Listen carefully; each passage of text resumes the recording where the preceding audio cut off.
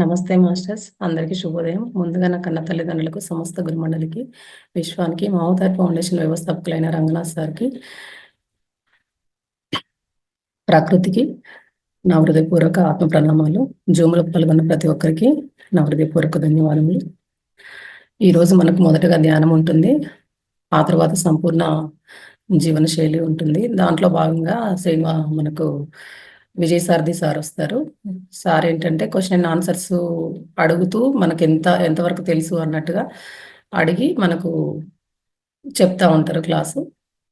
అందరికి కూడా ఈరోజు అన్మ్యూట్లోనే ఉంటారు. అందరు కూడా మాట్లాడచ్చు మాస్టర్స్. 1 by 1 మాట్లాడండి, ఒకరి తర్వాత ఒకరు. అందరు బుక్ పెన్ను దగ్గర పెట్టుకొని నోట్ చేసుకోండి. ఇంకోటి ఏంటంటే అందరు వీడియోస్ ఆన్ చేసుకోండి మాస్టర్. ప్రతిరోజు కూడా 3 గంటలు ధ్యానం చేయండి రోజు, ఉదయం, మధ్యాహ్నం, రాత్రి. 1 గంట మనకు సజ్జన సాంగత్యం క్లాసులో జరిగిపోతుంది. 1 గంట స్వాధ్యాయం బుక్ రీడింగ్ చేయండి మాస్టర్స్. ముందుగా మనం ప్రాణాయామాలు చేసుకుందాము. ఎడమ చేతిలో ఇలా చిన్ముద్ర పెట్టుకోండి, కుడి చేతిలో ఇలా విష్ణు ముద్ర పెట్టుకోండి.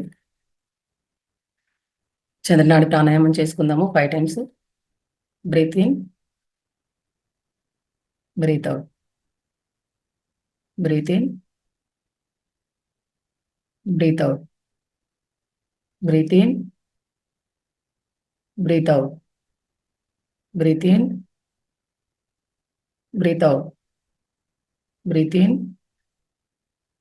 Breath out, breathe in, breathe out. ఇప్పుడు సూర్యనాడి ప్రాణాయామం masters. Breathe in, breathe out, breathe in, breathe out, breathe in, breathe out, breathe in, breathe out, breathe in, breathe out, breathe in, breathe out. ముద్రలు అలాగే ఉంచుకోండి. ఇప్పుడు అనులోమ విలోమ ప్రాణాయామం చేసుకుందాము. ఎడమ ముక్కు నుంచి శ్వాసను తీసుకొని హోల్డ్ చేసి ఇక్కడ మొదటి భాగంలో, కుడి ముక్కు నుంచి శ్వాసను వదలాలి. కుడి ముక్కు నుంచి శ్వాసను తీసుకొని హోల్డ్ చేసి ఎడమ ముక్కు నుంచి శ్వాస వదలాలి. 5 times చేసుకుందాం masters. Breathe in, hold, breathe out, breathe in, hold, breathe out, breathe in, hold, breathe out, breathe in, hold, breathe out, breathe in, hold, breathe out, breathe in, hold, breathe out, breathe in, hold, breathe out, breathe in, hold, breathe out, breathe in, hold, breathe out, breathe in, hold, breathe out, breathe in, hold, breathe out, breathe in, hold, breathe out. ఇప్పుడు అందరము బసిక ప్రాణాయామం చేసుకుందాము. ఇది ఏంటంటే heart problems ఉన్న వాళ్ళు చేయకండి. ఏమైనా సర్జరీ అయిన వాళ్ళు కూడా మీరు చేయగలిగితేనే చేయండి, సర్జరీ అయిన వాళ్ళు కూడా చేయొద్దు. ఎడమ చేతిలో ఇలా చిన్ముద్ర పెట్టుకుని ఇలా మనం శ్వాస తీసుకున్నప్పుడు శ్వాస తీసుకోండి. 2, 3, 4, 5, 6, 7, 8, 9, 10, 11, 12, 13, 14, 15. ఇప్పుడు ఐ ఎక్సర్సైజ్ చేసుకుందాం మాస్టర్స్. అప్ డౌన్ 5 times చేసుకుందాము. అప్, నుదురుని చూడండి అప్ అన్నప్పుడు. డౌన్ అన్నప్పుడు నోస్ని కొన భాగం చూడండి. Up, down, up, down, up, down, up, down, up, down, up, down. ఇప్పుడు right to left masters. Right, left, right, left, right, left, right, left, right, left, right, left, right, left. ఇప్పుడు clockwise anticlockwise చేసుకుందాము.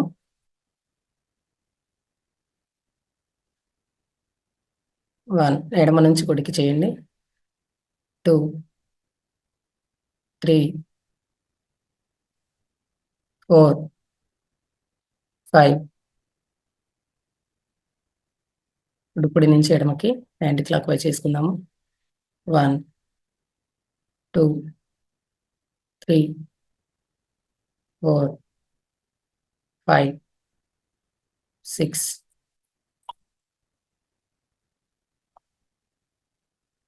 అందరు మీ పక్కనే ఉన్న glass water తీసుకోండి masters.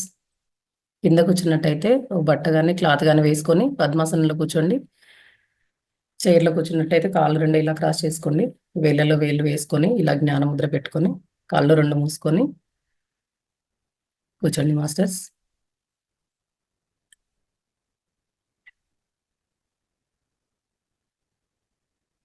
ఏ మంత్రము లేదు, ఏ నామము లేదు, ఏ జపము లేదు మాస్టర్స్. నిరంతరంగా జరిగే శ్వాసని మాత్రమే గమనిద్దాం. శ్వాస లోపలికి ఎలా వెళ్తుందో, బయటికి ఎలా వస్తుంది అనేది మాత్రమే గమనించండి. అలా గమనిస్తూ ఉంటే శ్వాసకు శ్వాస మధ్య గ్యాప్ని కూడా మనం గమనించగలుగుతాం మాస్టర్స్. అదే శూన్య స్థితి. ఆలోచనలు వస్తూ ఉంటాయి, పోతూ ఉంటాయి. ఆలోచనల వెంట పోరాదు. ఆలోచన వస్తే ఆలోచనని కట్ చేస్తూ మళ్ళా శ్వాస మీదకి ధ్యాస తీసుకురండి మాస్టర్స్. అలా నిరంతరంగా చేస్తూ ఉంటే ఆలోచనలు మెల్లగా తగ్గుతాయి. మనం పూర్తి ధ్యాన స్థితిలోకి వెళ్తాం మాస్టర్స్. ప్రతి క్షణం ఎరుకలో ఉండండి. ఆలోచనల వెంట వెళ్ళకండి, నిద్రలో కూడా వెళ్ళకండి. నిరంతరం శ్వాసనే గమనించండి మాస్టర్స్. ఇప్పుడు మనం శరీరం కాదు, మనము మనసు కాదు, మనము ఆత్మ పదార్థం. అలా శ్వాసని మాత్రమే గమనిస్తూ ఉంటే మనము ఆత్మ అని తెలుసుకుంటాము. ఆలోచనలు వస్తే ఆలోచనలకు చెప్పుకోండి, ఇప్పుడు నేను ధ్యానం చేసుకుంటున్నాను, తర్వాత ఆలోచిస్తాను అని మాస్టర్స్ కూడా చెప్పుకోండి. నాకు చక్కగా ధ్యానం కుదరాలని. మాస్టర్స్, మనం ఇప్పుడు సంగీత ధ్యానం చేసుకుందాము.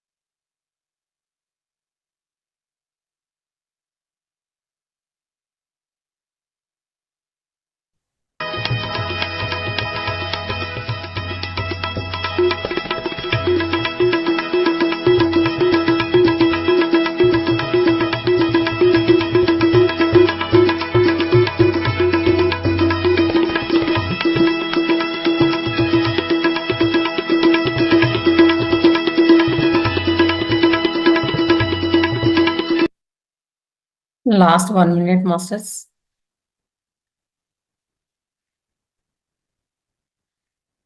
ఎవరు కళ్ళు తెరవద్దు. మెల్లగా మన బాహ్య స్థితిలోకి వద్దాము. Last 30 seconds masters.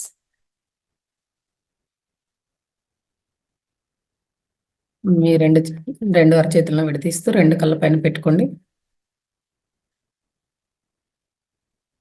5, 4, 3, 2, 1. మీ 2 అరచేతులను చిరునవ్వుతూ చూసుకోండి మాస్టర్స్.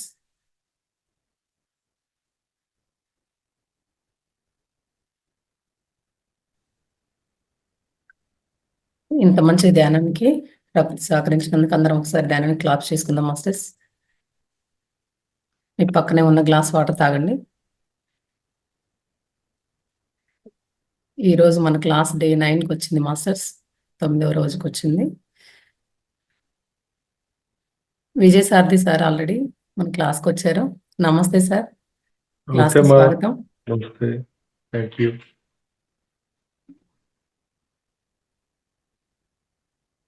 నమస్తే సార్. నమస్తే. మా వినపడుతుందా? వినపడుతుంది సార్. Okay, right. అందరూ కాన్షియస్ లోకి వచ్చారా? వచ్చారు సార్.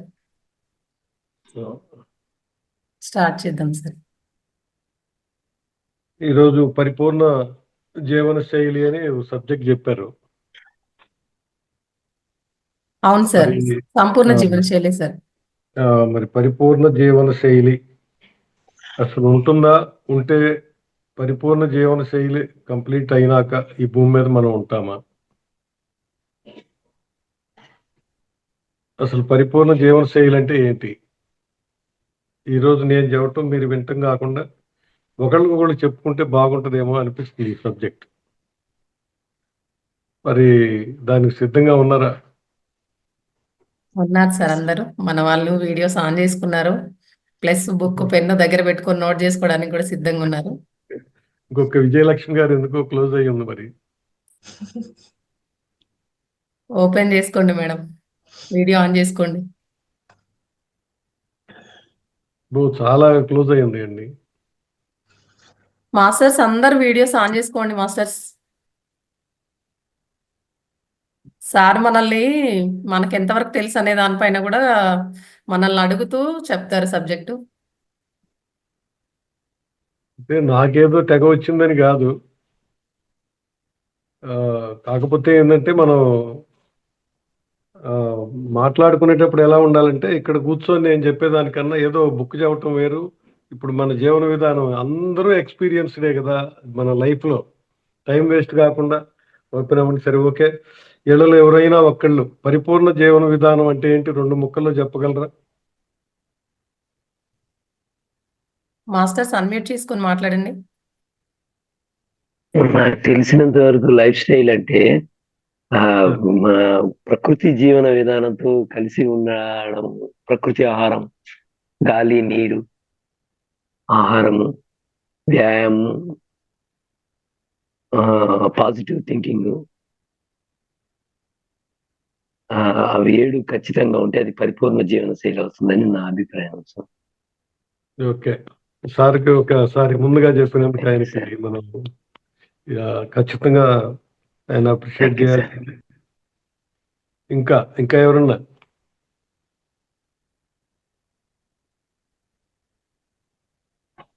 ఇంకెవరు మాట్లాడేటట్లేరు. సరే, ఓకే. సార్ చెప్పింది అనుమానం ఏం లేదు. పార్షియల్ గా అది అద్భుతమే, దాంట్లో డౌటే లేదు. దీన్ని ఆచరణలో ఎంతమంది ఉన్నాం? అది ఇంపార్టెంట్. ఇంప్లిమెంటేషన్ ఎంతమంది ఉన్నాం? పంచభూతాత్మకం అంటే అసలు పంచభూతాలకి ప్రకృతికి సంబంధం అంటే శరీరానికి సంబంధం ఏంటి? పంచభూతాలకి శరీరానికి సంబంధం ఏంటంటే శరీరం కూడా పంచభూతాత్మకమే, మిళితమయం. కంటికి కనపడే ప్రతిదీ పంచభూతాత్మకమే. కనపడింది ఏది కాకుండా కంటికి కనపడే ప్రతిదీ పంచభూతాత్మకమే. Excellent sir. ఎందులోనైనా పంచభూతాలతో తయారు చేయబడుతుంది. శరీరం కావచ్చు, ఇంకేదన్నా కావచ్చు. కంటికి కనపడింది అది వేరే, ఇన్విజిబుల్ అది వేరే సంగతి. ఆ శరీరాలు వేరు. మరి ఈ శరీరం ఇప్పుడు మనం చాలా గ్రంథాల్లోకి వెళ్ళినప్పుడు ఎట్లా ఉంటుందంటే ఆ నిర్మోహంగా ఉండమని, దీని మీద మోహస్థితిలో ఉండొద్దని రకరకాల బోధిస్తాయి. ఇక్కడ శరీరం అనే వాహనం ఆరోగ్యంగా లేకపోతే, శరీరం అనే వాహనం శక్తివంతంగా లేకపోతే మనం ఈ భూమి మీదకి వచ్చిన కార్యక్రమాలు సక్రమంగా నిర్వర్తించడానికి వీలవుతుందా? అది మనం చదువు, విద్య కావచ్చు, బాల్యం కావచ్చు, యవ్వనం కావచ్చు, తర్వాత పిల్లల్ని కని పెంచి పెద్ద చేసి, తర్వాత తల్లిదండ్రుల్ని, మన చుట్టూ వాళ్ళని, మన ఏదైతే ప్రకృతిని కాపాడుకుంటూ ముందుకెళ్ళటానికి శరీరం ఆరోగ్యంగా లేకపోతే అది వీలవుతుందా అనేది ఒక పెద్ద క్వశ్చన్ మార్క్. అది వీలు కాదు. వాహనం అనేది శక్తివంతంగా ఉండాలి. నేనేమంటున్నానంటే శరీరానికి వయస్సు లేదు అంటున్నాను. ఇప్పుడు శరీరానికి వయస్సు లేదు, ఏజ్లెస్ బాడీస్ మనవి. నిరంతరం లోపల ఈ శరీరం మొత్తం రీసైకిల్, అంటే పుట్టిన దగ్గర నుంచి ఇప్పటి వరకు, తల్లి గర్భంలో నుంచి పిండం పడ్డప్పుడు నుంచి ఇప్పటి వరకు ప్రతి గంటకి, 2 గంటలకి, 24 గంటలకి, 24 నిమిషాలకి సెల్స్ పుడతా ఉంటాయి, పోతా ఉంటాయి. ఇది ఏ డాక్టర్లు చెప్తారు, సైన్స్ చెప్తుంది. అంటే మనకి రెడ్ సెల్స్ అని, వైట్ సెల్స్ అని బ్లడ్ ఉత్పత్తి అవటం, ఖర్చు అవటం ఉంటుంది. నిరంతరం ప్రక్రియ అది. అది ఎప్పుడైతే నిరంతర ప్రక్రియ ఉంటుందో అన్ని అవయవాలు సక్రమంగా ఉంటాయి. అంటే బ్లడ్ ఉత్పత్తి ఎక్కడ పుడుతుంది? మూలగలో పుడుతుంది. బ్లడ్ ఉత్పత్తికి పరిపూర్ణ జీవన శైలికి సంబంధం ఏంటి? పరిపూర్ణ జీవన శైలిలో ముందుగా సంకల్పం, తర్వాత జ్ఞానం, తర్వాత క్రియ. ముందేం కావాలి? సంకల్పం కావాలి. పిండం ఒక తల్లి గర్భంలో పడటానికి కూడా మన సంకల్పం నుంచే జరుగుద్ది. ఇది మన మాస్టర్స్ కూడా చాలా మంది చెప్పుంటారు. అక్కడి నుంచి ఆలోచన, అంటే సంకల్పం నుంచి ఆలోచన, అంటే జ్ఞానం నేర్చుకుంటా ఉంటాడు, జ్ఞానం. తర్వాత క్రియ అంటే ఇంప్లిమెంటేషన్. ఏదైనా సరే మేనిఫెస్ట్ అవ్వాలంటే మనం ముందు సంకల్పం, ఒక ఇల్లు కట్టాలి అనే ఆలోచన వచ్చిన తర్వాత ముందు దానికి సైట్ ఎంత కావాలి, దానికి పొడుగు వెడల్పులు ఏంటి, దాని డిజైన్ ఏంటి, మనం ఉండటానికి నివాసయోగ్యంగా ఉందా లేదా అనేది అది సంకల్పిస్తాం. అంటే మన భాషలో చెప్పుకోవాలి కాబట్టి. తర్వాత జ్ఞానం ఏంటంటే ఇంకొకరిని ఎవరినన్నా పిలిచి దీనిలో మనకు తెలవంది ఏమైనా ఉంటే నేర్చుకుంటూ కట్టుకుంటూ వెళ్తాం. కట్టడం అయిపోయేసరికి మేనిఫెస్ట్ అవుద్ది, అంటే క్రియ. సంకల్పము, జ్ఞానము, క్రియ, ఈ 3 కలుస్తాయి. అయితే ఇక్కడ ఏమొస్తుందంటే పరిపూర్ణ జీవన విధానం అంటే పంచభూతాత్మకంలో ఏమేమి వస్తాయి? భూమి, జలము, అగ్ని, వాయువు, ఆకాశం. ఈ 5 మనం కాపాడుకుంటా ఉంటేనే మన శరీరం ఆరోగ్యంగా ఉంటుంది. ఇందులో మనం చాలామంది ఇళ్ళు కట్టుకుంటున్నాం, చాలామంది పొలాలు, అగ్రికల్చర్ ల్యాండ్స్ ఉండి ఉంటాయి. కనీసం ఇంటి ముందు 2 మొక్కలు ఎవరు పెంచుతున్నారో ఒకసారి మనం సింహావలోకనం చేసుకోవాలి. అపార్ట్మెంట్ కల్చర్ వచ్చినప్పుడు ఒక 40 ఇళ్ళు ఉంటాయి. కనీసం వాడు కట్టేటప్పుడు ఒక 40-50 మొక్కలకు సరిపాను ప్లేస్ కూడా వదలట్లేదు. ఎంతమంది దీనికి ప్లేస్ వదిలితేనే మేము కొనుక్కుంటామని అనగలుగుతున్నారు? లేదు, దాదాపుగా లేదు. నాకు తెలిసి ఉందా అండి ఎవరన్నా? ఒక అన్నిట్లో ఉన్నాయా? బెంగళూరులో ఉండొచ్చు. అదే అమెరికా వెళ్ళినా, లేకపోతే సౌత్ ఆఫ్రికా వెళ్ళినా, లేకపోతే కొన్ని కంట్రీస్ వెళ్తే నేను చూశాను. వాడు ఒక 10 సెంట్లు స్థలం ఉంటే 30% ఇల్లు కట్టుకోవాలి, 70% గ్రీనరీ డెవలప్ చేయాలి. అయితేనే వాడు పర్మిషన్ ఇస్తాడు. మనకు అది లేదు, అది ఇంకా రాల, ఆ రూల్స్ అండ్ రెగ్యులేషన్స్ రాలి. ఎంతసేపటికి ఇంటి ముందు ప్లేస్ ఉంటే దానికి కూడా సిమెంట్ పోత పోసి ఏందిరా 2 మొక్కలు నాటుద్దా అంటే వాడు ఆన్సర్ ఏం చెబుతా అంటే రోజు ఎవడు ఉడుతాడబ్బా అంటాడు. రోజు అది చుట్టూ అదంతా గోల ఎందుకు, సిమెంట్ వేసేస్తే ఇక వాన వచ్చినా ఎండ వచ్చినా ఏం గోల లేదు అని చెప్తాడు. కనీసం భూమి మీద అడుగు పెట్టడానికి కూడా అవకాశం లేదు. పంచభూతాత్మకమైన శరీరం పంచభూతాలను అనుభవిస్తేనే ఆరోగ్యంగా ఉంటుంది. అనుభవించడం అంటే పరిశుభ్రమైన భూమి ఉండాలి, ఆర్గానిక్ రైస్ అట్లాంటి పంటలు పండించుకోవాలి. అట్లాగే తర్వాత పరిశుద్ధమైన జలం. వెనక మేము పొలాలకు వెళ్ళినప్పుడు ఇలా పట్టుకొని కాలువల్లో నీళ్లు తాగేవాళ్ళం. ఇప్పుడు చేయి పెట్టడానికే అసహ్యం వేసే అంత దరిద్రంగా తయారు చేసుకున్నాం మనం. జలానికి ఏం అంటు లేదు, కానీ అట్లా కనపడుతున్నాయి. ఫ్లోటింగ్ ఉన్న కాలంలో కూడా అలా అంత నల్లగా గంగా నది లాంటి నదులు కూడా ఆగం చేసుకున్నాం మనం. అన్ని నదుల్లో ఆగం చేసుకున్నాం. జలము, అగ్ని. అగ్ని మంట పెట్టడానికి ఏం వాడుతున్నామండి మనం? మనకి సంక్రాంతి పండగకి వస్తే టైర్లు తెచ్చి కాలుస్తున్నాం. కట్టె పుల్లలు దాటలా. వెనక మేము దీటీలని కట్టేవాళ్ళం. అందులో చక్కగా పుల్లలు బొగ్గులు ఇలాంటివన్నీ వేసి కట్టి అందరూ అంటు పెట్టుకొని పొద్దున్నే వెళ్ళి అవన్నీ ఒక దగ్గర వేసి అంటు పెట్టేవాళ్ళం. రకరకాల పుల్లలు ఉండేవి అందులో మధ్యలో. ఏమి పొల్యూషన్ ఉండేది కాదు. ఇప్పుడు టైర్లు, ప్లాస్టిక్. ఎందుకంటే ఊడ్చేసింది అది మళ్ళీ ఏడయ్యాలో తెలవకి తగలబెడితే పోయిద్దిలేని భోగి రోజు కూడా అదే పీల్చుకుంటున్నాం. అంటే ఇప్పుడు 3 పొల్యూషన్ మనమే చేసుకున్నాం. గాలి, డెవలప్మెంట్ పేరుతో మనం ఎన్నో రకాల ఫ్యాక్టరీలు, ఎన్నో రకాల ఈ కబేళాలు, స్లాటర్ హౌసెస్, ఎన్నో రకాల ఫిష్ ట్యాంక్స్. ఆ ఫిష్ ట్యాంక్ ఒకటి నిలబడగలరేమో ఎవరైనా వెళ్ళి చూడండి. ఇలాంటివన్నీ తీసుకొచ్చుకొని దాన్ని ఆగం చేశాం. ఇక ఆకాశం నుంచి కాస్మిక్ ఎనర్జీ తీసుకుంటాము, వర్షాన్ని తీసుకుంటాము. ఓజోన్ పొర కట్ చేసుకొని అతినీల లోహిత కిరణాలు వచ్చి మన ఒంటిని మీద పడితేనే క్యాన్సర్ వచ్చే స్థితికి తెచ్చుకున్నాం. ఇందులో ఎవరైనా ఇంత మట్టుకి ఎవరైనా దీన్ని కాదండి ఇట్లా కాదు ఇంకా వేరే పద్ధతి ఉందని చెప్తే నేను సంతోషిస్తా.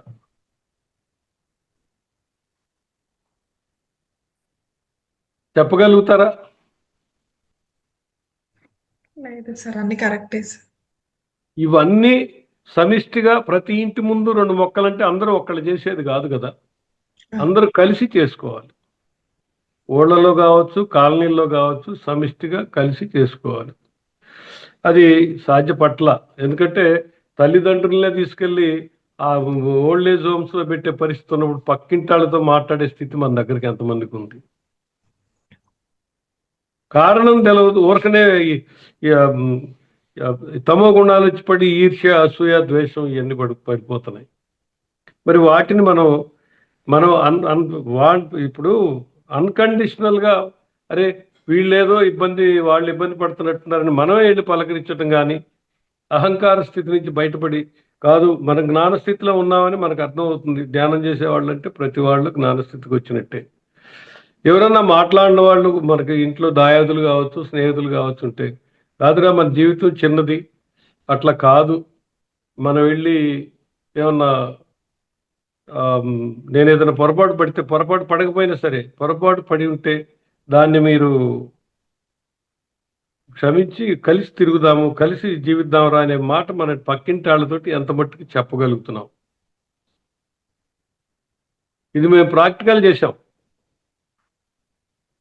మా ఫ్రెండ్ ఒకడు వచ్చి నేను ఆఫీస్ నుంచి వెళ్ళిపోవాలా, రిజైన్ చేయాలా, చచ్చిపోవాలంటా వచ్చాడు.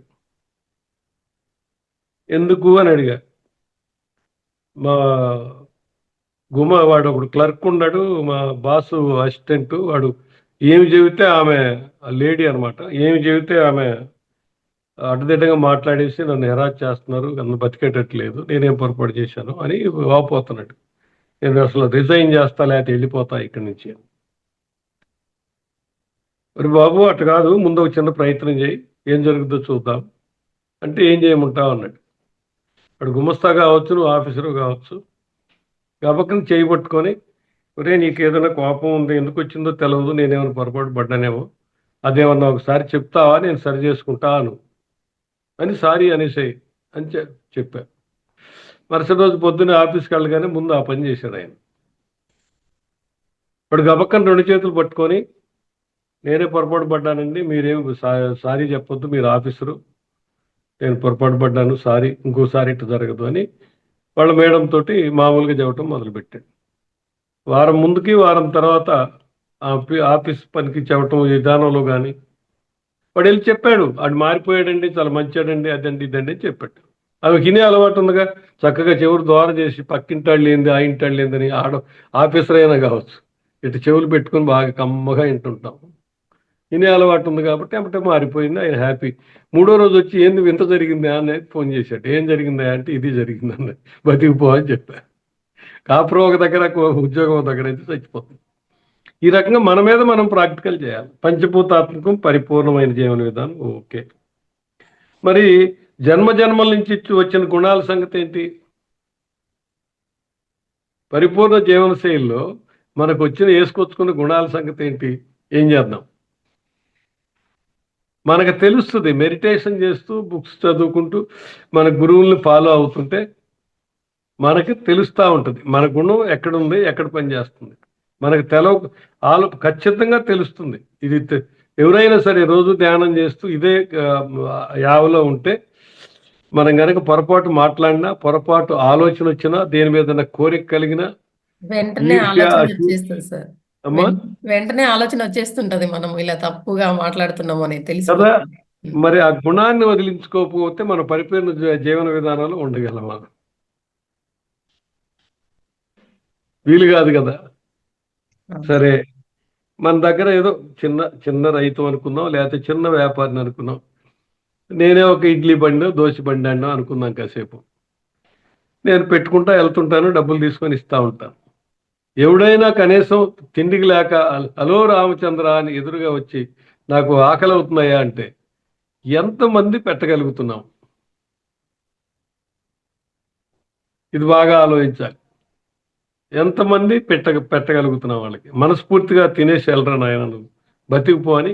ఏమో ఇవాళ పెడితే వాడు రేపు 10 మందిని వేసుకొస్తాడు, వాడు రోజు వస్తాడేమో, ఈ గోళ మనకెందుకు అని నెట్టేస్తాం అవుతుంది. పొరా అని కర్రప్పల్లోడు పెట్టుకుంటాం మళ్ళీ పైపెచ్చు. ఈ ట్రాఫిక్ దగ్గర కార్లు వెళ్తున్నా, స్కూటర్లు వెళ్తున్నా, వాళ్ళు అడుక్కునే వాళ్ళు వచ్చే మాట నిజం. అక్కడ ఇవ్వలేం. ఎందుకు? వాడు 1 నిమిషంలోనో 2 నిమిషాల్లోనో సిగ్నల్ పాయింట్ వేస్తారు కాబట్టి ఇవ్వలేం. ఇవ్వగలిగి మన జేబులో చిల్లర ఉండి కూడా ఇవ్వలేము. ఇవ్వనీది లోపల నుంచి. ఏందో వాడికి ఇచ్చేది, మనం కష్టపడి సంపాదించుకున్నాం, మనం తెగ కొత్త ఏదో పీక్కొచ్చినట్టు. రూపాయో ₹1 ఇచ్చుకుంటే వెళ్ళటం సంకల్పం. అంటే ముందు ఈ గుణంలో తామసిక గుణంలో వదలాలి అంటే శుద్ధ సాత్విక ఆహారంకు రావాలి. అందరితోటి మిత్రత్వం నేర్పాలి. తెలిసినా తెలవకపోయినా దయ, కరుణ ఇవన్నీ ఉండాలి. మనకు ప్రేమతత్వం విపరీతంగా డెవలప్ అవ్వాలి. మన ఇంట్లో మన పిల్లల్ని, మన శరీరాలను ఎంత బాగు చేసుకుంటున్నామో, ఎంత బాగా చూసుకుంటున్నామో, ప్రతి వస్తువుని, చెట్టుని, పుట్టని, రాళ్ళని, రప్పల్ని ఇలా కూడా సమదృష్టితో చూడగలగాలి. అసలు ఈ శరీరం తయారు కావడానికి ఎన్ని కోట్ల సంవత్సరాలు పట్టిందో ఎవరికన్నా చెప్తారా?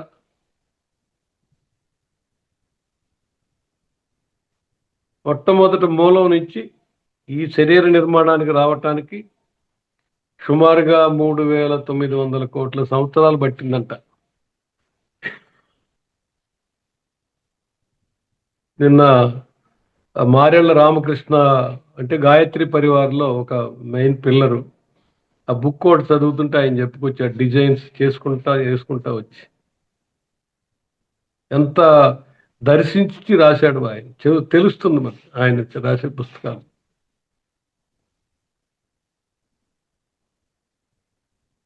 ఇక్కడ ప్రాణ అంటే జీవత్వం వచ్చి ఇందులో జొరబడటానికి అంత టైం తీసుకుంది. ఘనీభవం మొత్తం అంటే రాళ్ళు రప్పల నుంచి, ఏకకణ జీవుల నుంచి, జలచరాల నుంచి, భూచరాల నుంచి, వృక్ష సంపద నుంచి, ఇవన్నీ వచ్చేవారి దాకా గ్రూప్ సోల్స్ మన పత్రికారు మనకు నేర్పిన ఇందులో అవి కూడా అదే.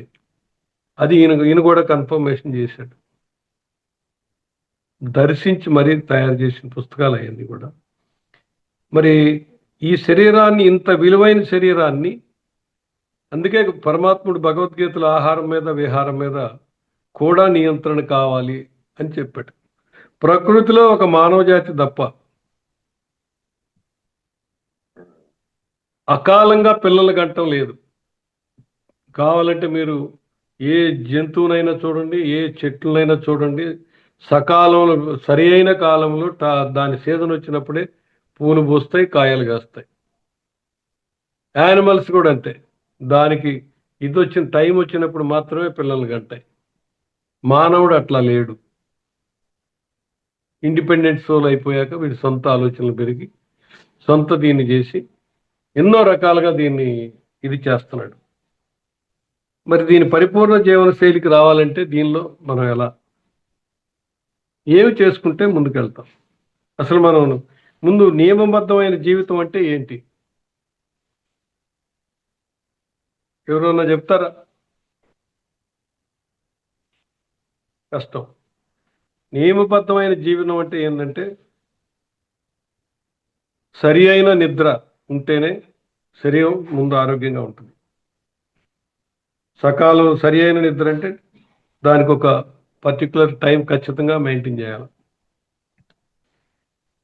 తర్వాత వాడు సరి అయిన ఆహారం ఇవ్వాలి ఆ శరీరానికి. వాడు నిద్ర లేచిన దగ్గర నుంచి నిద్ర పోయేవారి దాకా నిద్రలో కూడా స్మైల్, ఆనంద స్థితిలో జీవన విధానం ఉండాలి.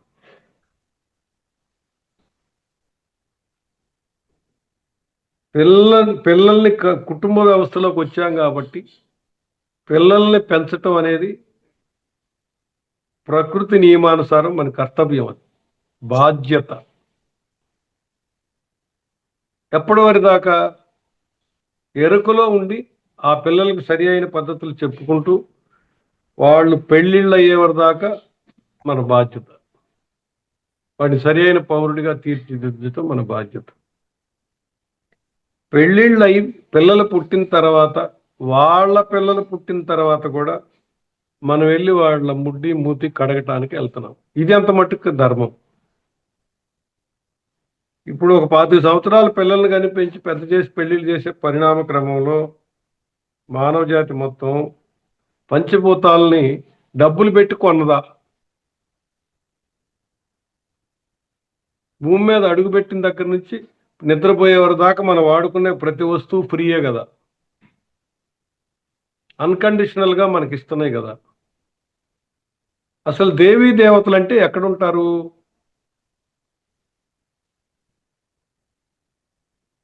భూదేవత, జలదేవత, అగ్నిదేవత, వాయుదేవత, ఆకాశ దేవత ఎక్కడా లేరు. ప్రకృతి పంచభూతాల రూపంలోనే.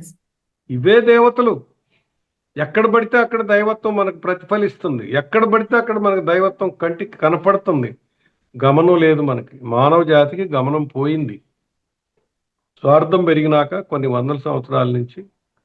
అంతకుముందు సమిష్టిగా కొట్లాడేవాళ్ళు, సమిష్టిగా ఆహారం సంపాదించేవాళ్ళు, సమిష్టిగానే ఉండేది. ఆ సమిష్టితనం పోయి వ్యష్టిత్వం వచ్చినాక స్వార్థం పెరిగిపోయి మనం పంచభూతాత్మకమైన దేవతల్ని మనం ఆరాధించడం మర్చిపోయాం. కావాలంటే మీరు చూసుకోవచ్చు, మన పండగలన్నీ ఒకసారి వెనకటి నుంచి ముందు నుంచి వెనక్కి తీసుకోండి. ప్రతి దానికి లింక్ ఉందన్నమాట. ఎరువాక, భోగి మంటలు దేనికి సంబంధం? అది అన్ని ప్రకృతికి సంబంధమైనవి, అంతే కదండి. ఈ పిల్లల్ని పెంచి పెళ్లి చేసిన తర్వాత మనం చిన్నప్పుడు పిల్లల్ని తీసుకెళ్లి హాస్టల్లో వేసాము. వాళ్ళు ఓల్డేజ్ హోమ్లో వేస్తున్నారు డబ్బులుంటే, లేకపోతే రోడ్డు మీద వదిలేస్తున్నారు. తప్పే వాళ్ళది కాదుగా, మనం పెంచిన విధానం కాదు. ఎప్పుడైతే పెళ్లి చేసి ఒక ఇంటి వాళ్ళని చేసిన తర్వాత సొంత ఇల్లు లేకపోతే అద్దింట్లో పడేసి మీ ఎగురుడు మీరు ఎగరండి, మీ ఫ్లై మీరు చెయ్యండి, మాకు సంబంధం ఉండకూడదు. మీరు మమ్మల్ని అవసాన దశలో చూసినా చూడకపోయినా పర్వాలేదు, మీ జీవితం మీరు ఎలా తీసి మీ బాధ్యతను మీరు నిర్వర్తించండి అని ఎంతమందిని చెప్పగలుగుతున్నాము. వాళ్ళకి మనం బాధ్యత తెలియకుండా పిల్లల్ని కూడా వెళ్ళి చూడడం పేరెంట్స్ చేస్తూ ఉంటారు సార్, ఇంకా అట్లా కంటిన్యూగా. చేస్తుంటారంటే పిలవకుండానే వెళ్తాం. వాడు నా మనవడు నా మనవరాలని పిలవకుండా వెళ్తే వాళ్ళకి ఆ వచ్చిన కోడలకి కొడుక్కి అట్టాగే అల్లుడికి కూతురికి ఫ్రీడమ్ ఉండాలా వద్దా? ఉండాలి. వాళ్ళు కూడా ఇండిపెండెంట్ గా జీవించాలనుకుంటారు కదా. కానీ మనం వెళ్ళి మన అభిప్రాయాలు రుద్దుతూ వాళ్ళని ఆ కుర్చీ ఆడుంది, ఇది ఇక్కడ ఉంది, ఆ అంటు ఆడుంది, ఈ పొద్దునే లేవు. అసలు ఇంకొక ఇంటి నుంచి ఇక్కడికి వచ్చిన తల్లి ఆ ఇంటి నుంచి ఈ ఇంటికి మెర్జ్ అవ్వాలంటే ఎంత టైం పట్టుద్ది? ఈ అనే అత్త కూడా మళ్ళీ ఒక ఇంటి కోడలే కదా, అది మర్చిపోతుందే. అంటే ఇలాంటివన్నీ దీనికి పరిపూర్ణ జీవనశైలిలో భాగమే. వాళ్ళని వదిలిపెట్టి మనం ఇన్ని సంవత్సరాల పాటు ఈ ప్రకృతిని పంచభూతాలను వాడుకున్నాము కాబట్టి ఆ వాడుకున్న దీనికి మనం బాకీ తీర్చాలా. కర్మ అంటే ఇండిపెండెంట్ కర్మ కాదు, ప్రకృతికి కూడా మనం బాకీయే. అది తీర్చాలి అంటే ఎట్లా తీరుద్ది? ఇక్కడి నుంచి మనం ఈ వాళ్ళని పెంచే పరిణామ క్రమంలో మనం తినటానికి అంతో ఎంతో అట్టి పెట్టుకొని ఉంటాం. ఏది చచ్చిపోయేవారు దాకా మెడికల్ కట్టి పెట్టుకుంటాం, తినటానికి కట్టి పెట్టుకుంటాం, ఉండటానికి సరి చేసుకొని ఉంటాం. వాడు కోటీశ్వరుని చూసి అంబానీ ఇట్టా మనం అట్లా అనుకోని అవసరం లేదు. టెస్లా వాడు ఇట్లా అట్లా అనుకోని అవసరం లేదు. మనం మన దీన్ని బట్టి మన ఎనర్జీ లెవెల్స్ని బట్టి మనం చేసిన పని చేసి సక్రమంగా ఇవన్నీ కూడా ఈర్ష్య, అసూయ, ద్వేషం ఇట్లాంటి వాటికి అతీతంగా చేసుకుంటా వచ్చి ఆ తర్వాత పిల్లల్ని ఎట్లయితే వాళ్ళని మనం మంచి పౌరులుగా తీర్చిదిద్ది వాళ్ళని కనుక ప్రకృతిలో వదిలిపెట్టడమే ఈ జీవితానికి ఈ శరీరానికి ఉండే ఇది. దీనిలోనే అన్నీ వస్తాయి. పక్క వాళ్ళని ప్రేమించవచ్చు, పక్క వాళ్ళకి భోజనాలు పెట్టవచ్చు, పక్క వాళ్ళని కూర్చోబెట్టి ధ్యానం చెప్పొచ్చు. పత్రికారు ధ్యానం చెప్పాడు. ఎందుకు చెప్పాడు మనకి? ఆయన ఒక్కడికి ఆ జ్ఞానం రాగానే హిమాలయాలకు పోయి కూర్చోలేదు కదా. కాదు, ఇది నాకు వచ్చిన జ్ఞానం, ఇది బుద్ధుడు ఏం చేశాడో నేను కూడా అదే చేయాలని చెప్పి ఆయన చేసే ఉద్యోగం కూడా వదిలిపెట్టి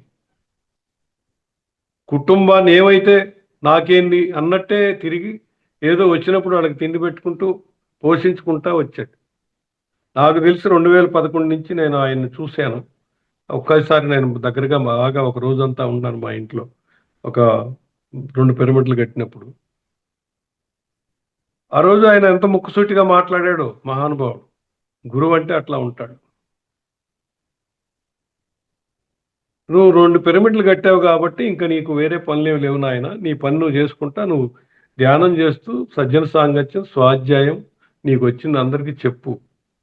నువ్వు నా జుట్టు వచ్చావంటే ఇదిగో నా మీద పడి ఒక 20 మంది దొక్కుతున్నారు కదా ఒంటి మీద, కాళ్ళు చేతులు కూడా, వాళ్ళకి నా చెమటను నా గడ్డంలో ఎంటికే వెళ్ళొద్దని చెప్పాడు. అంత ముక్కుసూటిగా చెప్పే మహానుభావుడు గురువు ఎక్కడున్నాడు ఈ భూమి మీద? ఎక్కడా లేడు. మళ్ళీ ఎప్పుడుకొస్తారో తెలవు. మిగిలిన గురువులన్నీ వాళ్ళ సంస్థల్ని పోషించుకుంటానికి వాళ్ళ మఠాలు పీఠాలు నియమబద్ధంగా ఎలా ఉండాలి, వాళ్ళ విధి విధానాలు వాళ్ళు ఇంత ఫ్రీగా చెప్పగలిగిన ఒక సామాన్యుడు అడుక్కునేవాడు కూడా ధ్యానం చేసే స్థితికి తీసుకొచ్చే స్థితి వారి దగ్గర లేదు, మిగిలిన వాళ్ళ దగ్గర. ఎందుకు లేదంటే వాళ్ళు నేర్చుకున్న విద్యది, వాళ్ళ వంటికి శక్తి తెచ్చుకుంటారు, వాళ్ళు ఎన్నో రకాలు చేయగలుగుతారు. కానీ ఈ స్థితికి వచ్చేసరికి మనబోటి వాళ్ళని కూడా ధ్యానం చేసి ముందుకు తీసుకెళ్లే ఇది లేదు. ఇప్పుడు పత్రికారి వాళ్ళ సతీమణి చెప్తా ఉంటారు, మమ్మల్ని అన్న ఒక్కోసారి ఫుడ్ కూడా ఉండేది కాదు, అది ఇదని. అది కూడా నేను డైరెక్టే కుటుంబాన్ని వదిలిపెట్టి రోడ్డు ఎక్కించకూడదు. కుటుంబానికి ప్రయారిటీ ఇవ్వాల్సిందే. భోజనం పెట్టాలి, పిల్లల్ని కన్నందుకు వాళ్ళకి బట్టలు ఇవ్వాలి, వాళ్ళకి చదువులు ఇవ్వాలి, వాళ్ళకి పెళ్లిళ్ళు చేయాలి. అయితే కొంతమంది వాళ్ళ కారణ జన్మలు దేనికోసం వస్తారు కాబట్టి బుద్ధుడు అంటాడు చక్రవర్తి అనేది నా రాజ్యం తృణప్రాయంగా వదిలిపెట్టి వెళ్ళాడు భావితరం కోసం. మనం అవన్నీ చేయలేం, మనకు అంత శక్తులు లేవు. వాడు కారణంగా పుట్టారు కాబట్టి. కానీ మనం ఒక్కటి చేయగలం, అందరినీ ప్రేమించగలం, అందరినీ, మన చుట్టూ ఉన్న వాళ్ళందరినీ మన శక్తి మేర వాళ్ళకి సహాయపడగలం. మన ఇంటి ముందో రోడ్డు మీద ఏదో 4 మొక్కలు నాటగలం. మనకు వచ్చిన జ్ఞానంతో ఇతరుల్ని అవేర్ చేయగలం. వాళ్ళు వినరు. మనకు వచ్చే మొట్టమొదటి ఛాలెంజ్ ఏంటంటే వాళ్ళు వినరు. మన వాళ్ళు చెప్పేది అది. వాళ్ళ ఇంట్లోకి వెళ్ళినా పిలిచినా రారు. మరి అందుకని మానేస్తున్నాం అంటారు. మన ఇంట్లో పిల్లాడు నేను స్కూల్కి వెళ్ళను, నేను అన్నం తినను, స్నానం చేయను అంటే ఇక్కడ ఉన్న తల్లుల్లో ఎంతమంది వదిలిపెట్టి ఊరుకున్నారు? ఎంతమంది తండ్రులు వాళ్ళని వదిలిపెట్టి ఊరుకున్నారు? పూర్తి ఎనర్జీ, శక్తిని ఉపయోగపెట్టి వాళ్ళ మీద మనం ఎట్టో గట్ట బడికి పంపి వాళ్ళ జ్ఞానం వచ్చేవారి దాకా వెనకాలండి చేయించామా లేదా? చేయిస్తాం సార్. చేయించాం కదమ్మా. అవును సార్. మరి చేయించినప్పుడు మనకు ధ్యానం నేర్పడానికి ఎంతో మంది గురువులు అసలు అన్కండిషనల్ గా వచ్చి వాళ్ళ ఖర్చులతో వచ్చి చెప్పి ఇంతో చేస్తున్నప్పుడు మనం కనీసం మన పక్కింటాళ్ళు కూడా ఎందుకు అట్లా చేయలేకపోతున్నాం? ఇది మనకు మనమే క్వశ్చన్ చేసుకోవాలి. సరే, పరిపూర్ణ జీవన విధానం అనుభవించాలన్నా మనకు బాగా కావాల్సింది, సహకరించాల్సింది శరీరమే కదా. ఇక్కడ మనం ఎంతమందిని మన శరీరాల్ని పూర్తి శక్తివంతంగా, ఆరోగ్యవంతంగా ఉంచుకోగలుగుతున్నాము? దీని మీద ఎవరైనా చెప్తారా?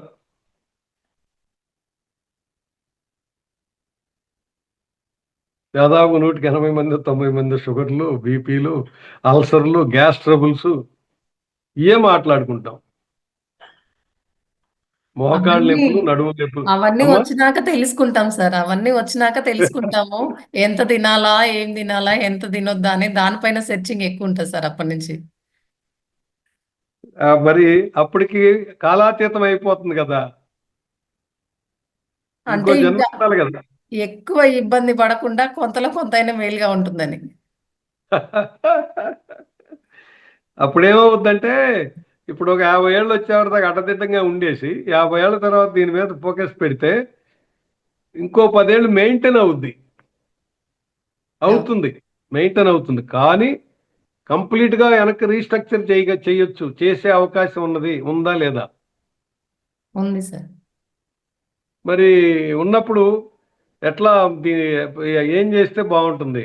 ఇంకా ఈ ఓపెనే కాలేదు, చాలా క్లోజ్ అయ్యే ఉన్నాయి. వీడియోస్ ఆన్ చేసుకోండి మాస్టర్స్. అస్సలు లేవు, చాలా మంది క్లోజ్ చేసి ఉండే. ఏం అనుమానం లేదు దీంట్లో. దీన్ని ఎట్లా మరి దీన్ని ఎంతమంది దీని మీద ఫోకస్ పెట్టగలిగారు? ఎవరైనా పెట్టారా ఇందులో?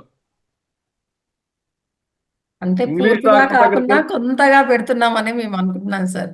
ఏది ఇంగ్లీష్ డాక్టర్ దగ్గరికి వెళ్ళి బీపీ చెక్ చేయిస్తూ షుగర్ బిళ్ళలు లేదు తెచ్చుకుంటున్నా? లేదు లేదు లేదు సార్. ఏం చేయగలుగుతున్నారు? అంటే ఇప్పుడు కొన్ని గ్రీన్ జ్యూసులు తాగలుగుతున్నాము. మిల్లెట్స్ ఇవి ఉంటాయి కదా సార్, అవి తింటున్నాము. అంటే ఇప్పుడు మన మన దాంట్లో కూడా సంపూర్ణ జీవనశైలి విధానమే ఎక్కువ తెలుసుకుంటాం కాబట్టి. ఇంకోటి ఏంటంటే ఆకలైనప్పుడే ఫుడ్ తినడం. ఇంతకు ముందేమో ఎప్పుడు పడితే అప్పుడు ఎక్కువ తినడము, అది కాకుండా టైంకు నిద్రపోవడము, టైంకు నిద్ర లేవడము. ఓకే. ఎంతమంది యోగాసనాలు, ప్రాణాయామం లేకపోతే వాకింగ్ నియమబద్ధంగా చేస్తున్నారు? వెనకాల ఎవరు కిరణ్ సౌండ్ సార్ చేస్తున్నారు? మాట్లాడుతున్నారా? మీరు మాట్లాడితే మాట్లాడండి.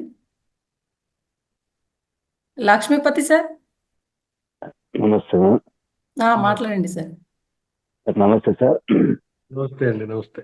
అంటే కొద్దిగా చేంజ్ అవుతా ఉన్నాం సార్. అంతా ఒకేసారి చేయలేం కాబట్టి ఉడికిన ఆహారము తగ్గించి ప్రకృతి ఆహారం తీసుకోవడము కొద్దిగా స్టార్ట్ చేసుకున్నాం సార్. వెంటనే అన్ని చేయలేం కాబట్టి కొద్దిగా స్టార్ట్ చేసి చేంజ్ అవుతా ఉన్నాం సార్ మేము. కానీ ప్రాణాయామం కనీసం మినిమం వాకింగ్ లేకపోతే యోగాసనాలు శరీరం సహకరించేప్పటికీ ప్రాణాయామం కంపల్సరీ.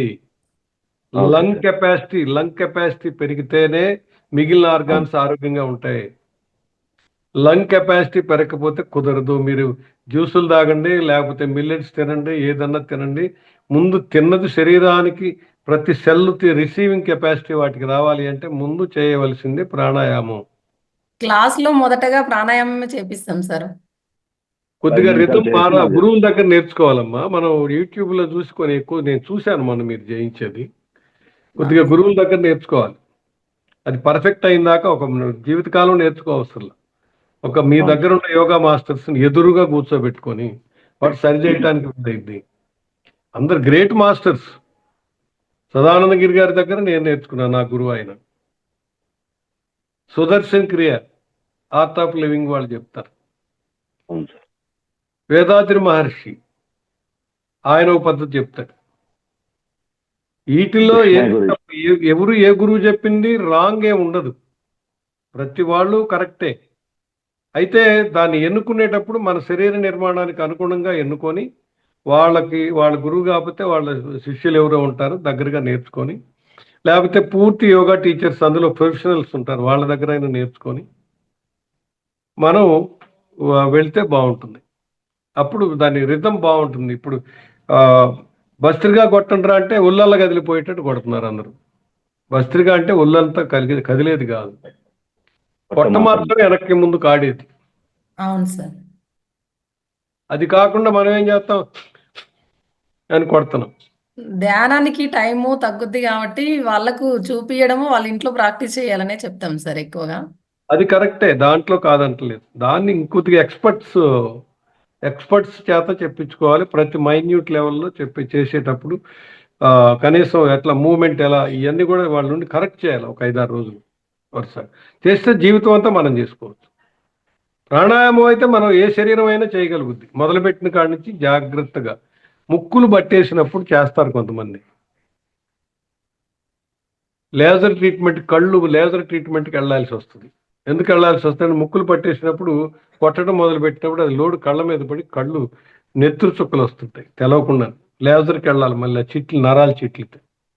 ఇదొకటి అందరూ బాగా చాలా కేర్ఫుల్గా ఉండాల్సిన విషయం ఇది. ప్రాణాయామం అనేది చాలా జాగ్రత్తగా నేర్చుకోవాలి. ఎక్కడ ఆర్గాన్స్ ఒక్కోళ్ళు ఊపిరి బిగబట్టేస్తారు కొన్ని బంధాలేసి. అలాంటి గ్రాడ్యువల్గా 6 నెలలకు 3 నెలలకు 4 నెలలకు టైం బీయింగ్ మొదటి రోజు నుంచి గ్రాడ్యువల్గా సెకండ్ పెంచుకుంటూ వెళ్ళినప్పుడు మాత్రమే శరీరం సరిగా ఉన్నట్లెక్క. వెయిట్ లాస్ కోసం తిండి మార్చుకుంటాం మనం. అమ్మో తెగ బరువు పెరుగుతున్నాము అది ఇదని. అసలు తిండి మార్చుకుంటే బరువు తగ్గుతారని ఎవరు చెప్పారో నాకు తెలియదు. మన లివర్కు ఉన్న కెపాసిటీ, దానికి ఉన్న లక్షణం, మన లివర్కు ఉన్న లక్షణం ఏంటంటే HDL LDL up and downs అవుతున్నాయి, లేకపోతే ఏదో అవుతుంది, లేకపోతే ఫ్యాట్ తింటే ఇబ్బంది అని నెయ్యి మానుకొని ఇవన్నీ చేసినందువల్ల జరిగేది ఏంటంటే ఆ లివరు ఫ్యాట్ను ఉత్పత్తి చేసి అదే ఫ్యాటీ లివర్ అయిపోయి లివర్ సిరోసిస్ దాకా తీసుకెళ్ళుద్ది. డాక్టర్ దగ్గరికి వెళ్ళిన ఆయన నేనేం తింటలేదు కానీ నాకు ఇట్లా అయింది ఏంది అని అడుగుతాడు. చక్కగా నెయ్యి తాగండి, నెయ్యి తింటాం కాదు, పోసుకోండి. ఆయిల్స్ గానిగ నూనెలే వాడాలి. మనం 120 రూపాయలకు 130 కొత్తని కొనుక్కోకూడదు. మనం వేయించుకుంటే 350, 400 పడే ఆయిల్స్ కొంటే 130కి 140కి ఎట్టొస్తుందండి? ఎక్కడి నుంచి తెస్తాడు వాడు? పెట్రోలియం ఆయిల్స్ సార్ అవి. అది స్మెల్ కూడా ఏమీ ఉండదు. అంతే కదా, అవును సార్. కరెక్ట్ గా చెప్పారు. మనం ఉక్రెయిన్ నుంచి తెస్తాం ట్యాంకులు, రష్యా నుంచో లేకపోతే ఇంకేదో కంట్రీ నుంచి తెస్తాం. 75% అది ఉంచి మనది ఇంకో 25% మన అంటే గానుగ నూనె కలుపుతారు వాళ్ళు. అప్పుడు మరి ఏంటంటే ఇంకా మనకు స్మెల్ ఫ్లేవర్ ఇదే వస్తుంది. ఏం ఉండదు అబ్బో, మీకు అసలు అందులో కొలెస్ట్రాల్ ఉండదు, ఏదేదో అడ్వర్టైజ్మెంట్లు అవన్నీ. అవును సార్. గానిగ నూనెలే వాడాలి. కొబ్బరి నూనె ఎంతమంది వాడగలుగుతున్నారు? ఎక్కువ వాడతారు ఇప్పుడు ఈ మధ్యకాలంలో అవేర్ అయ్యారు. నువ్వుల నూనె, పిండి వంటలకు వేరుశనగ నూనె, నెయ్యి. ఆవు నెయ్యి దొరకటం కష్టం, కనీసం గేదెల నెయ్యో ఏదో ఒక నెయ్యి పిల్లల దగ్గర నుంచి పెట్టండి. కందిపప్పు తింటే సుమారు 50 గ్రాములు పోసి కలపండి, ఇబ్బంది లేదు. కావాలంటే బరువు తగ్గడం తెలిసింది, మీరే చూసుకోవచ్చు. ఇట్లా దీన్ని ఆహారం మీద మన ఆలోచన కూడా పొద్దున్న లేచిన దగ్గర నుంచి సాయంత్రం దాకా బర్నింగ్లో ఉంటాం, ఏదో కొంపలు కోల్పోయింది మనం ఏదో భూమి మీదకి తీర్చాము అని. ఆ బర్నింగ్ ప్రతి సెల్ని మాల్ ఫంక్షనింగ్ చేస్తాయి. ఆ సెల్స్ అన్ని కూడా సరిగా పనిచేయవు. మాల్ ఫంక్షనింగ్ ఎట్లా తెలిసింది మనకి? కోపం వస్తుంది కదా, విపరీతంగా కోపం వచ్చినప్పుడు మన ఒంట్లో నీరు మొత్తం ఇనికిపోయి గొంతు ఎండిపోతుంది, నాలుగు పిడచకట్టుకుపోయి తడబడతాం. అవును సార్, డిహైడ్రేషన్ అయిపోతుంది. ఎందుకు అవుద్ది? లోపల ఉన్న ప్రతి సెల్ మనం గుణాన్ని ప్రదర్శించేసరికి అవి కంగారు పడిపోయి ఒంట్లో నీరు మొత్తం పీక్ అవతల పడేస్తాయి అన్నమాట. అప్పుడు ఆటోమేటిక్గా గొంతు పెడిచికట్టు, నాలుగు పెడిచికట్టు, నీళ్లు తాగుతా ఉండాలి. ఇక కోపం తగ్గించుకుంటే అంత కర్మే ఉండదు. ఎరుకలోకి రావాలి. కోపం రాకుండా ఎవరికి ఉండదు, అందరు, నాకు కూడా వచ్చింది. కోపం రాగానే కోపం ఎందుకు వచ్చింది రాని క్వశ్చన్ ఎమ్మటే రేజ్ అవ్వాలి మనలో. అది రేజ్ అయినప్పుడు ఆగిపోద్ది ఎమ్మటే. ఓ నిజమే, కోప్పడితే వచ్చింది చెప్పేది సున్నితంగానే చెప్పొచ్చు కదా. మన అభిప్రాయాన్ని సున్నితంగానే ముక్కుసూటిగా చెప్పొచ్చు. మనం ఇది అవ్వకూడదు. అసలు మనకు ఆశ్చర్యకరం ఏంటంటే ఎతరాళ్ళు మనల్ని కోపంలో కంట్రోల్ చేస్తుంటారు. అది మనకి తెలవని కూడా తెలియదు. వాడు రెచ్చగొడతాడు చాలు, వాడికి కావాల్సింది ఏంటి? మనం అడ్డదిడ్డంగా మాట్లాడటం, అడ్డదిడ్డంగా బిహేవ్ చేయటం, అడ్డదిడ్డంగా ఇచ్చేయటం. ఆ అడ్డదిడ్డం అనేది మనం ఎప్పుడైతే బ్యాలెన్స్ తప్పామో మనం తప్పు మాట్లాడటం మొదలు పెడతాం. ప్రతిదీ బ్రెయిన్ దగ్గర నుంచి అరికాల వరకు సెల్స్ అన్ని కూడా మాల్ ఫంక్షనింగ్ చేసి మన ఆరోగ్యాన్ని, అసలు మన శరీరం ఎక్స్పాండబుల్స్ అదేదో దానికే అవసరం వచ్చినట్టు పెంచేస్తాం. అసలు రాబోయే మానవుడు ఎట్టుండబోతున్నాడు తలుసుకుంటే భయం వేస్తుంది. తల ఇంత లావునైద్ది, పొట్ట అసలు ప్యాంట్లు కూడా పనికి రాకుండా సైజు అవుద్ది, చెస్ట్, కాళ్ళు, చేతులు గోగు పుల్లలాగా అవుతాం. కారణం ఏంది? వీడు బుర్రతోటి ఆలోచించడం మాత్రం విపరీతంగా ఆలోచించి బాగా ఎప్పుడు దీనికే పని చెబుతాడు. కంప్యూటర్ల ముందు కూర్చున్నాడు, ఏం చేస్తాడు? ఆకలి అయినా కాకపోయినా సంచిలో వేసినట్టు వేస్తానే ఉంటాడు. వీడు అసలు ఎక్సర్సైజ్లు, ప్రాణాయామం, నడకలు ఏమి లేవు కాబట్టి కాళ్ళు, చేతులు గోగుపుల్లలాగా అవుతాయి. ఫ్యూచర్ మానవుడు అదే కనపడుతుంది కంటికి. దీన్ని ఎలా ఎదుర్కోవాలో ఇప్పటి నుంచే జాగ్రత్త పడితేనే మన భావితరాన్ని, మన ఇంట్లో ఒకళ్ళని చెబితే అయిద్దంటలే అనేవాళ్ళు కూడా కొంతమంది ఉంటారు. ఏమో మన ఇంట్లోనే లక్షల మందికి చెప్పే పిల్లగాడు వస్తాడేమో. ఎవరు ప్రయత్నం వాళ్ళు చేయాలి. తెలివి తక్కువవాడు ఏం చెబుతాంలే మనం, ఇట్లా కాదు. ఆ పిల్లాడు పెద్ద అయ్యేసరికి ఇప్పుడు 5th క్లాస్లో ఒక రకమైన యాటిట్యూడ్ ఉంటుంది, అది 10th ఒకటి ఉంటుంది, ఇంటర్లో ఒకటి ఉంటుంది, గ్రాడ్యుయేషన్కి వచ్చేసరికి మెచ్యూరిటీ లెవెల్స్ మారుతాయి. ఎక్కువ మందికి కావాలంటే గమనించవచ్చు. అది ఆడపిల్లలు కావచ్చు, మగపిల్లలు కావచ్చు. మనం ఆడపిల్లలేమో కావిలి కాస్తున్నాం. కావిలి వాళ్ళకి వాళ్ళు కాసుకునేటట్టు నేర్పాలి. మన ఇవన్నీ కూడా మన పరిపూర్ణ జీవన శైలిలో భాగమే. ప్రతి చిన్నది మనం జాగ్రత్త తీసుకోవాల్సిందే. మనం సంకల్పంతో జ్ఞానం వస్తుంది, జ్ఞానంతో క్రియ జరుగుద్ది. ఇవన్నీ వస్తాయి. వీటన్నిటిలో మన పర్సనాలిటీ డెవలప్మెంట్ ప్రోగ్రామ్ అంటే ఏంటంటే కాలేజీలో చెప్పేది కాదు, మన జీవన విధానంలో మన జీవించే విధానంలో పొద్దు నుంచి సాయంత్రం వరకు మనమే ఒకేసారి నేర్చుకోలేము. ఇవన్నీ కొన్ని జన్మలు పడుతుంది. ధ్యానం అంటే పదం వింటమే నాకు 2011లో కానీ అర్థం కాదు. అంతకుముందు అసలు వినలేదు నేను ఇప్పుడు. విన్నాక ఇందులో రిటైర్మెంట్ ప్రకటించిన ప్రతి వాళ్ళు మన ఒంటికి, మన ఇంటికి మిగిలిన 8 గంటలు ఓన్లీ నేర్చుకోవటం కోసం, చదవటం కోసమే ఉపయోగపెట్టాల్సిన అవసరం ఉంది. పిల్లలు పెంచేటప్పుడు వాళ్ళకు అంత టైం పెట్టడానికి లేదు. రోజు 2 గంటలు 1 గంట ధ్యానం చేసుకోగలరు, పొద్దున్నే ఇలాంటి రాగలరు. వాళ్ళు ఉద్యోగాలు చేసుకోవాలి, పిల్లల్ని పెంచాలి. వాళ్ళ బాధ్యత వదిలిపెట్టి కనుక అచ్చగా దీని మీద వచ్చి మేము మా ఇంటిని సాక్రిఫైస్ చేసాం అది ఇదంటే అది కూడా తప్పే. 55-60 వచ్చిన ప్రతి వాళ్ళు ఈరోజు లైఫ్ స్పాన్ పెరిగింది, మళ్ళీ తగ్గిందో మధ్యలో తగ్గింది, ఇప్పుడు మళ్ళీ పెంచుకున్నాం. కానీ 40 ఏళ్ళకి హార్ట్ అటాక్లో చచ్చిపోయే వాళ్ళు కూడా ఉన్నారు. 8% సగం మంది. ఇట్లా మనం చేయవలసిన కార్యక్రమం గుర్తుపెట్టుకో, ప్రతిదీ ఎరుకలో చేయాలా.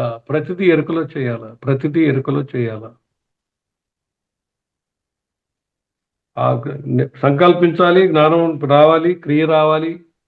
దీన్ని ల్యాబొరేటరీ, మనం ఈ భూమి అంటే ఒక పెద్ద ల్యాబొరేటరీ. భూమాత మనకు సహకరించడానికి సిద్ధంగా ఉంది. దాని మీద రకరకాల ప్రయోగాలు చేయాలి.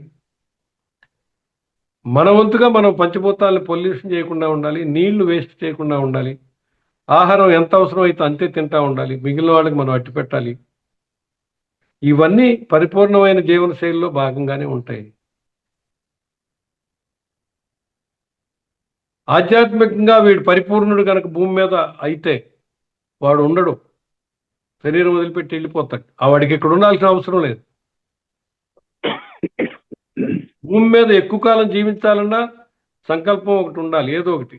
నా ఇంటి కోసం కొన్ని రోజులు సంకల్పం పెడితే, నా స్నేహితుల కోసం కొన్ని రోజులు పెడితే, నేను ఇన్ని రోజులు ఈ ప్రకృతి నుంచి చాలా తీసుకున్నాను, ఈ శరీర పోషణలో కానీ నా ఈ కార్యక్రమాలకు సపోర్ట్ చేసినాయి కాబట్టి నేను మనస్ఫూర్తిగా ఆఖరి పార్ట్లో, కనీసం లాస్ట్ పార్ట్లో ఒక 50 సంవత్సరాల తర్వాత నేను దీన్ని సహకరించాలని మనసా వాచ అనుకుంటే ప్రకృతి శక్తులు మనకి వచ్చి ఎదురుగా నుంచొని పనిచేయటం మొదలు పెడతాయి. ప్రకృతి శక్తులు అంటే మనం ఎక్కడో ఏ లోకాల్లో ఉన్న దేవీ దేవతలు అనుకుంటున్నాం, కాదు, పంచభూతాలే ప్రకృతి శక్తులు. దీని మీద లోతుగా వెళ్ళిన వాళ్ళు ఎవరైనా సరే సంకల్పం మాత్రం చేత వర్షం ఆగిన సందర్భాలు ఎన్నో ఉన్నాయి. ఎందుకు? రైతులు ఆగమైపోతున్నారు, వాళ్ళు ఆగమైపోతున్నారు. నాయన నువ్వు కాపాడు అని మనసు పూర్తిగా అనుకుంటే, రోజు ధ్యానం చేసి నిత్యం సత్యవ్రతంలో ఉండి కోరుకుంటే 100 సార్లు అది చూసాం కంటితోటి.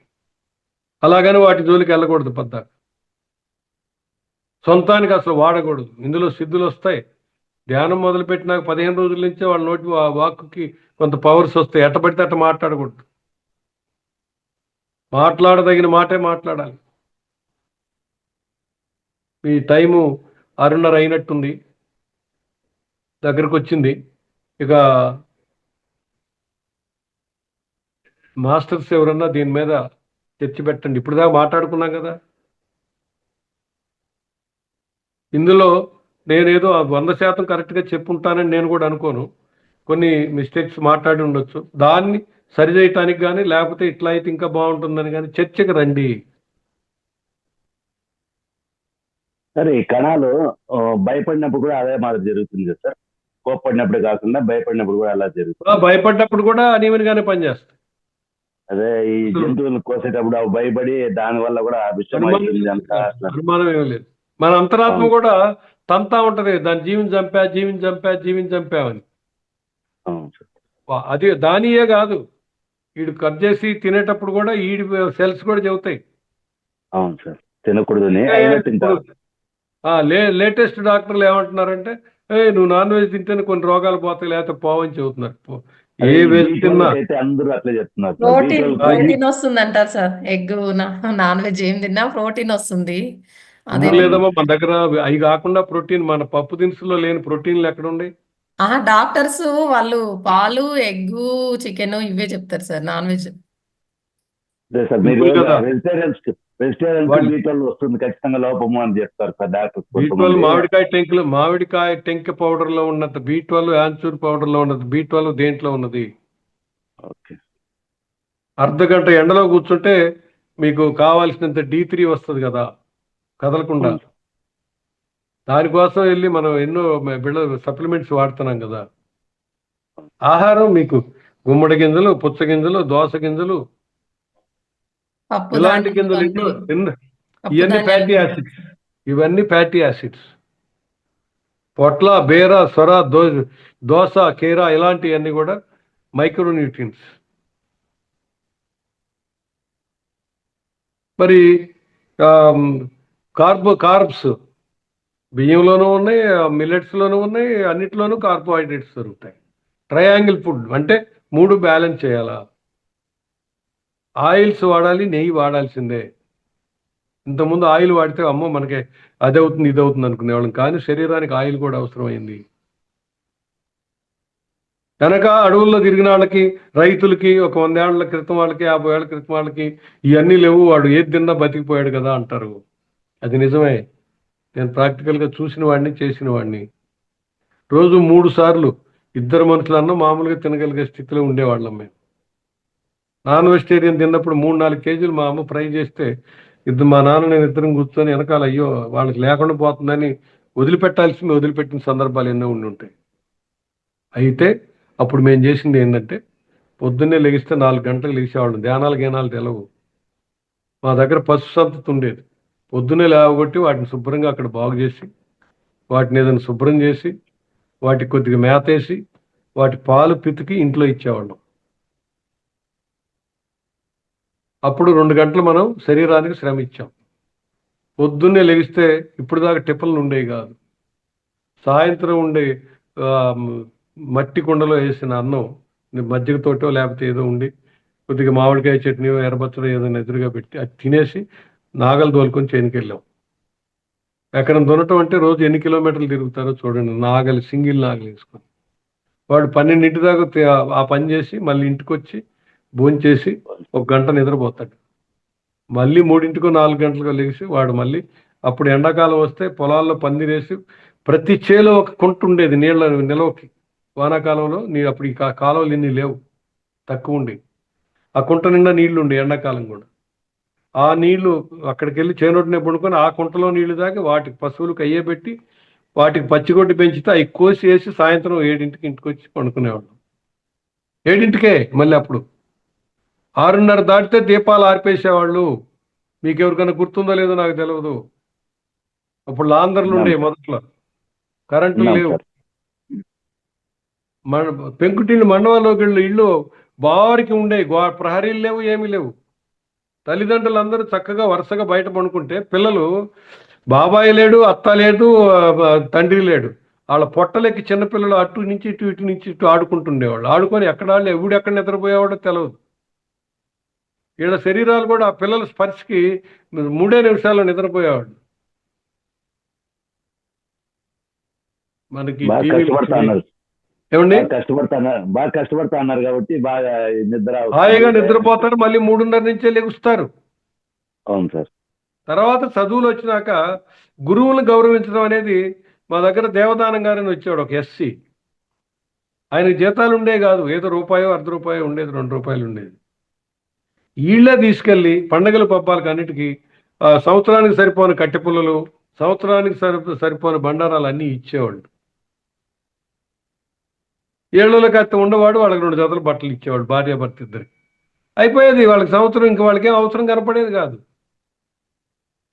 కర్ర తీసుకున్నాడంటే పిల్లలకు చదువు రాకపోతే వేర కొట్టేవాడు, ఏ తండ్రి అడిగేవాడు కాదు. ఇవాళ స్కూళ్ళల్లో పిల్లాడి మీద ఉంటే ఒక దెబ్బ పడినందుకు ఒక పిల్ల మీద అట్రాసిటీ కేసు పెట్టి వాడిని జైలుకి తీసుకెళ్లారు మా ఊళ్ళో. మేమందరం వెళ్ళి పోట్లాడాం, ఇదేంద్రి అని. ఇలా చేసుకున్నాం మనం అంతా కూడా. ఇలా చేసుకుంటాం మూలాన మన పిల్లలకి సరైన విద్య లేదు. టీచర్ కొట్టారని వస్తే ఆ తన్నులు తింటే పో అంటమే. వాడికే కసి ఉంటుందా పిల్లల మీద? కొట్టాడంటే వాడు బాధ్యతగా ఉంటాడని అర్థం. సరే సార్, మరి ఈ రోజుకి నాకు ఈ అవకాశం ఇచ్చిన మీ అందరికీ కూడా పదే మా మహావతార ఫౌండేషన్ వారికి కానీ, అట్లాగే సుభాష్ పత్రి గారికి కానీ, మా గురువు సదానందగిరి గారికి కానీ, మొన్న మీకు మాతాజీ సరస్వతి, ఆమె సాక్షాత్ ఆదిపరాశక్తి లాంటి మనిషి అనమాట. తేడా వస్తే ఉతికారేస్తుంది, జ్ఞానం చెప్పగలదు, ఎంతో శక్తివంతంగా పరిపూర్ణ విద్యావంతురాలు, 10 మహావిద్యలన్నీ కంప్లీట్ చేసుకున్న తల్లి ఆమె. సీతాయనం ఆమె చెప్పింది, కంప్లీట్గా చెప్పారట్టుందిగా. అయిపోయిందమ్మా? అయిపోయింది సార్. అది ఎన్నోసార్లు మాట్లాడుకోవాల్సిన అవసరం ఉంటుంది. అటువంటి వాళ్ళు అరుదుగా తగులుతారు గురువు గారు. వాళ్ళు పోయినాక సదానందగిరి గారితో మనం ఆయన ఉండగానే 4 ఏళ్ళు తిప్పాం. మరి మాతాజీ అనుకోకుండా వచ్చారు. మన జీవితంలోకి ఎందుకు వస్తారు అంటే మన గైడెన్స్ ఒకళ్ళ తర్వాత ఒకళ్ళు వస్తానే ఉంటారు. మనం అనుమతించాలంటే ఎవరి దగ్గర. వయసుతో శారీరక వయసుతో నిమిత్తం లేదు. ఓకేనా అండి?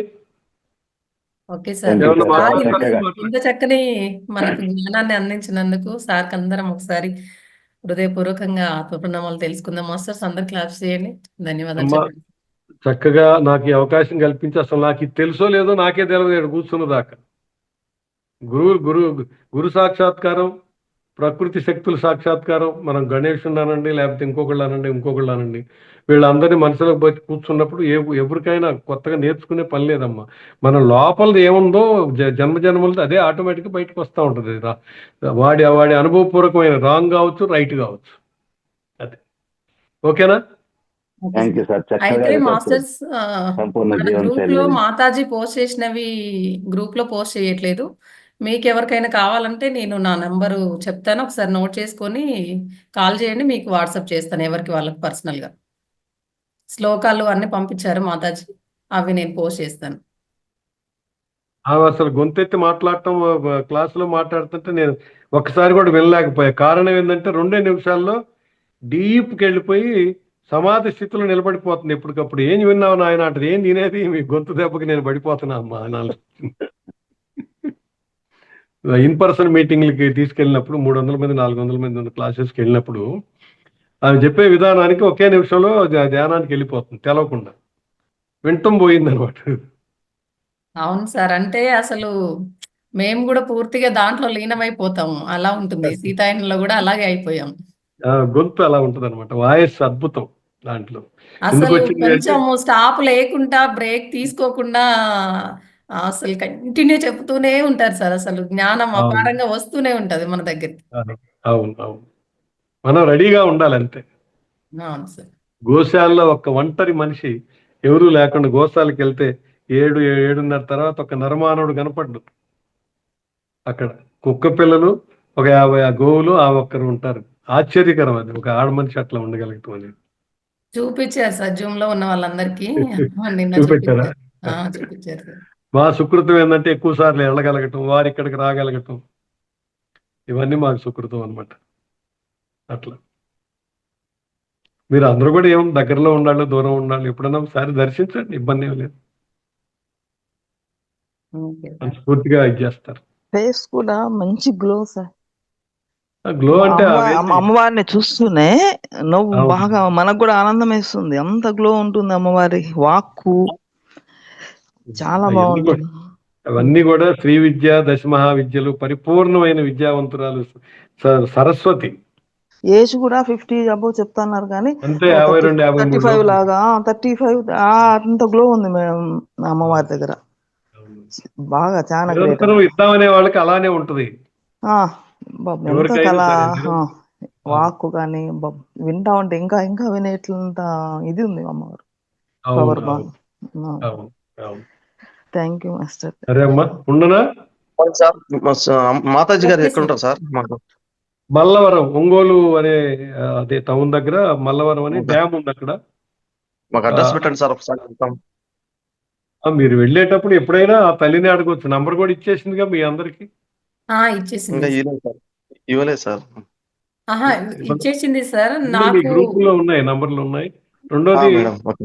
అవేం లేదు, ఒంగోలు వెళ్ళబోయేటప్పుడు గుంటూరు నుంచి వెళ్ళేటప్పుడు బిఫోర్ 16 కిలోమీటర్ల వెల్లంపల్లి అని ఒక ఊరు వస్తుంది. ఆ వెల్లంపల్లి దగ్గర నుంచి పక్కకి వెళ్తే 4 కిలోమీటర్లు ఉంటుంది. Okay sir. Thank you sir. Okay. అందరికి చాలా బాగుంది నేను సార్. ఇస్తాను మాస్టర్స్, నంబర్ ఇస్తాను. కాకపోతే ఏంటంటే మీరు నాకు మెసేజ్ చేయండి, నేను పంపిస్తాను మీకు. ఓకే మేడం, మీ నెంబర్ పెట్టండి మేడం. ఓకే సార్, నేను రైట్ పెడతాను. Sir. Thank you sir. Thank you sir, ధన్యవాదాలు సార్. Thank you. చాలా బాగా చెప్పారు sir. Thank you sir. Thank you అండి. ఈ అవకాశం ఇయటమే మా అదృష్టం, సుకృతం. ఇవన్నీ అదృష్టం కూడా కాదు, సుకృతం అంటారు దీన్ని.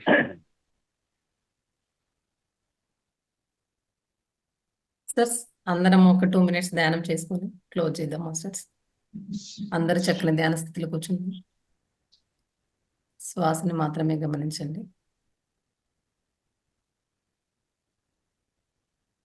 ఎటువంటి నామము జపము లేదు మాస్టర్స్. నిరంతరం జరిగే శ్వాసని మాత్రమే గమనించండి.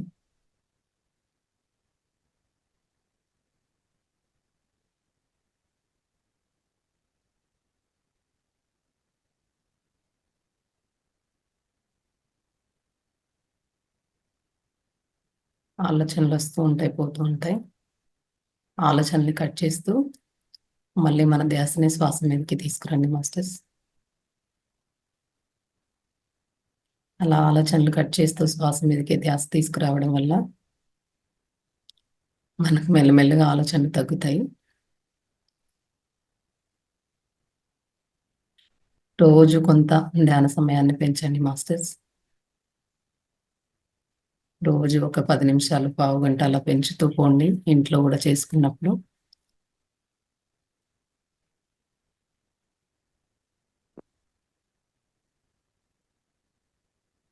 మన శ్వాసే మన గురువు మాస్టర్స్.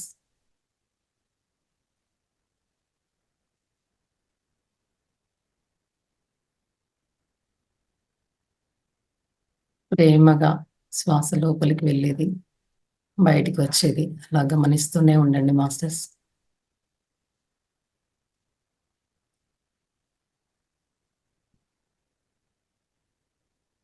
మనం పని చేస్తున్నా, మాట్లాడుతున్నా, ఏం ఆలోచిస్తున్నా నిరంతరంగా శ్వాసక్రియ జరుగుతూనే ఉంటుంది.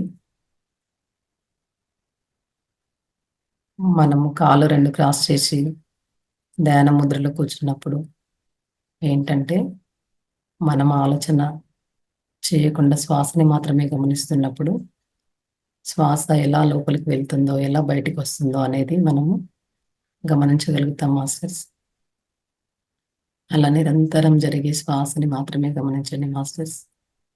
Last 1 minute masters.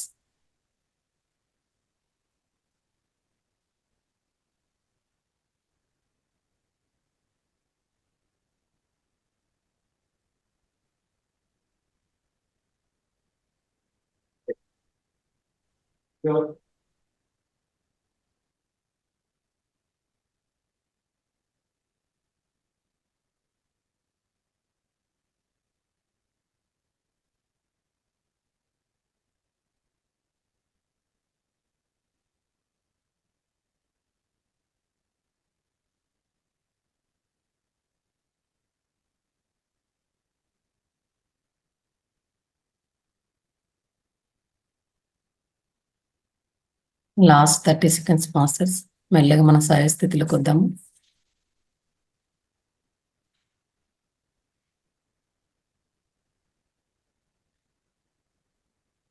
మెల్లగా మీ 2 చేతులను విడదీస్తూ 2 కళ్ళ పైన పెట్టుకోండి మాస్టర్స్.